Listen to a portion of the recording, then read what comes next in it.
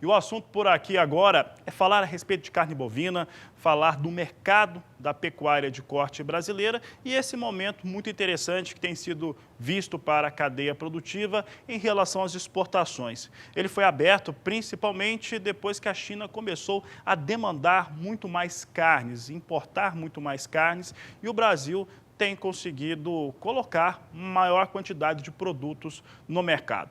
Para falar a respeito deste assunto, eu vou conversar agora com Maurício Nogueira, pela internet, ele que é da Atenagro e também é o responsável pelo Rally da Pecuária. Maurício Nogueira, obrigado pela sua participação mais uma vez aqui no canal do Boi. Bom, e a questão que nós vamos colocar primeiro é uma avaliação sua desse momento da pecuária de corte brasileira, como é que ela tem sido vista depois dessa demanda maior pelos chineses. Boa tarde. Boa tarde, Fabiano. Sempre um prazer estar aí com vocês. Bom, o cenário de 2019, a gente já vinha trabalhando desde o começo do ano, que a gente teria uma demanda maior do que a oferta, né? Então, teria um cenário de preços favoráveis. A gente acreditava na exportação mais ou menos no nível que ela vai fechar o ano. A gente, na verdade, até acreditava num volume um pouquinho maior exportado ao longo do ano para todos os países, o que acarretaria uma queda no consumo interno pelo preço mais alto e por falta de disponibilidade, né? O que aconteceu com o mercado é que a gente teve uma concentração de toda uma euforia, uma expectativa muito grande a partir de outubro. Então, se você olhar, em setembro caiu as exportações, né? Até teve uma frustração de expectativa. Durante o mês de setembro, a China habilitou 17 plantas, então a gente tinha 15 plantas exportadas, né? Ela habilitou mais 17, nós fomos para 32 e depois habilitou mais 5, então temos 37 plantas exportando com previsão até de habilitar mais. Esses frigoríficos, né, para atender uma demanda, uma expectativa muito grande, saíram competindo no mercado por um animal específico, que é um animal ali na faixa de até 30 meses, e isso gerou um aumento muito forte nos preços do mercado, né? Então, a gente tem os fundamentos dentro do que já era previsto e uma expectativa muito grande elevando os preços aí para patamares que nem as mais otimistas das projeções previram para esse ano, né? Então, nós estamos trabalhando aí em faixa de preço bem melhor do que a gente estimava nos melhores cenários. Maurício, toda vez que nós falamos de preço, eu sempre penso da seguinte maneira e falo com meus colegas aqui no canal do Boi. É importante o produtor rural ele saber, né, quanto que ele está gastando, né, quanto que é o custo de produção por arroba e por quanto que ele vai vender, que é a margem que é o fator principal. Neste momento que nós temos arroba com valores não esperados ou não vistos até então, pecuarista tem conseguido aproveitar, tem um grande número de pecuaristas aproveitando essa situação, porque nós estamos saindo de entre safra. Então a nossa disposição de animais também é baixa. Está certo esse pensamento, Maurício? Tá certo, Fabiano. Inclusive é por isso que a arroba sobe, né? Então, quando a gente tem um cenário desse, a gente precisa entender uma coisa. Quem está usufruindo desse cenário? Quem tem boi para vender, quem tem bezerro para vender, quem tem garrote para vender, quem tem animais para vender nesse momento. Geralmente, os preços sobem porque a oferta é baixa. Então, é uma combinação de fatores, oferta e demanda. Nesse caso, né, o que aconteceu em outubro tem o timing também, né? Quem estava pronto naquele período, né, ou até agora, né? Vem de outubro, novembro e começo de dezembro também está dessa forma. Então, quem tem boi para vender é quem vai usufruir disso. Então, volta num raciocínio que você falou. O que é importante para o pecuarista? Ele tem uma dimensão do sistema de produção dele, planejar muito bem os custos, né, e ter um projeto, né? Ele tem que ter boi para vender sempre. Então, se o preço está ruim, se o preço está bom, ele tem que estar no mercado. E isso você só consegue administrando muito bem a propriedade, fazendo um planejamento, executando esse plano, né? Então, seja preço ruim ou seja preço bom, quem sai melhor sempre é aquele pecuarista preparado para as duas situações. Nesse momento, infelizmente, muita gente está vendo um preço nessa altura e não vai usufruir porque não tem o que vender. Tá certo, Maurício. Bom, é impossível né, ter rentabilidade se não estiver produzindo. Maurício, agora vamos fazer aqui um exercício, né? Nós estamos a China, nesse momento, com essa demanda muito forte por carnes. O mercado chinês tem uma demanda muito elevada. O governo da China tenta, provavelmente, acalmar os ânimos internos. Imagino que isso deve estar acontecendo lá. Nessa última madrugada, nós tivemos o governo da China informando que no Ano Novo Lunar Chinês, né, que acontece lá no final de janeiro, já vai estar restabelecido o fornecimento de carne suína e que eles esperam, né, regularizar a situação toda no ano de 2020. Será que isso é possível depois de uma situação como essa, com o rebanho de suínos na China, ou realmente é uma maneira de acalmar a população, Maurício, no seu entendimento? Eu acredito que não, Fabiano, não é possível, né? Para 2020, e entre os analistas, eu sou daqueles que acredita numa recuperação muito rápida da China.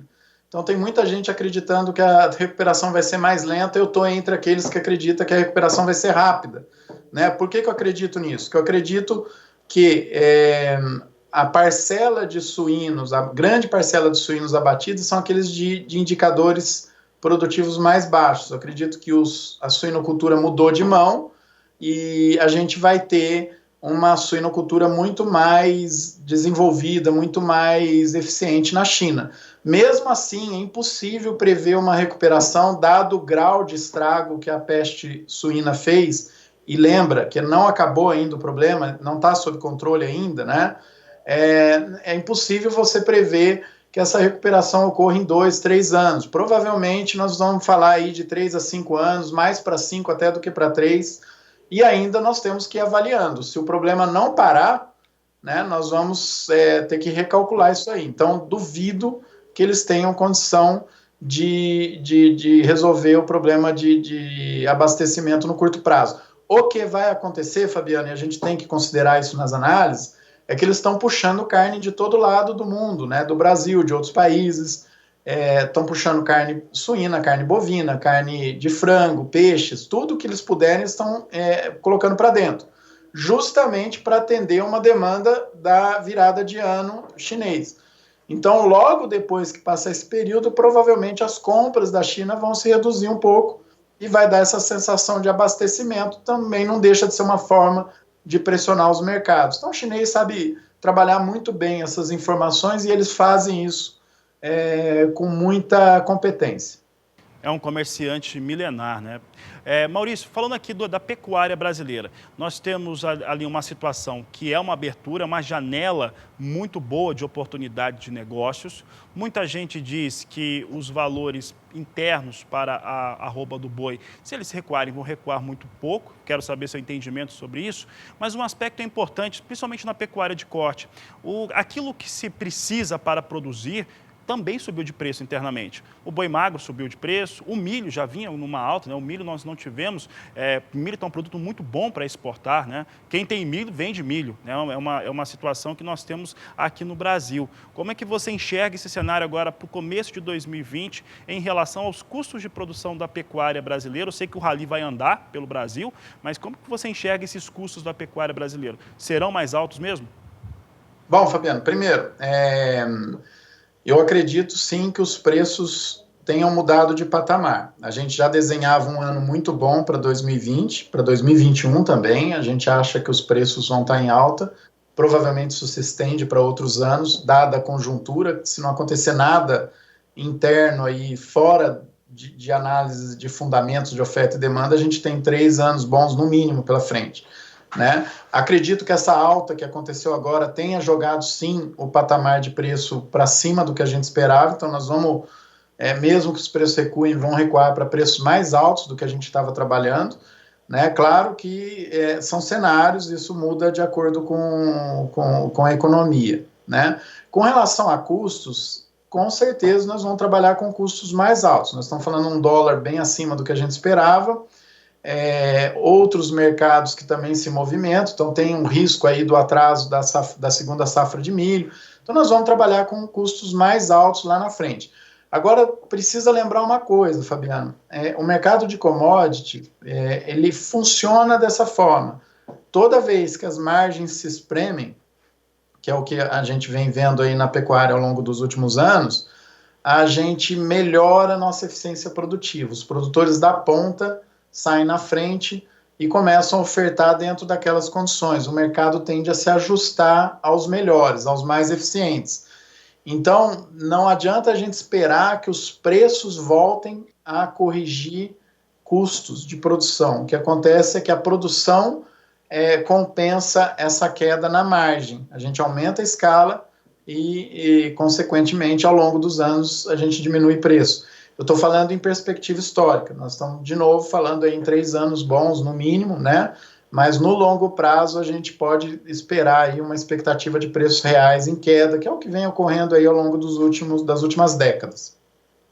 Maurício, para encerrar, o que você diria para o pecuarista brasileiro em relação a quem vai conseguir se sair melhor neste momento, nessa janela aberta pela China, né, e que abriu possibilidades para a indústria, abriu possibilidades para o pecuarista e também para os fornecedores de insumo. Quem consegue aproveitar melhor este momento, Maurício?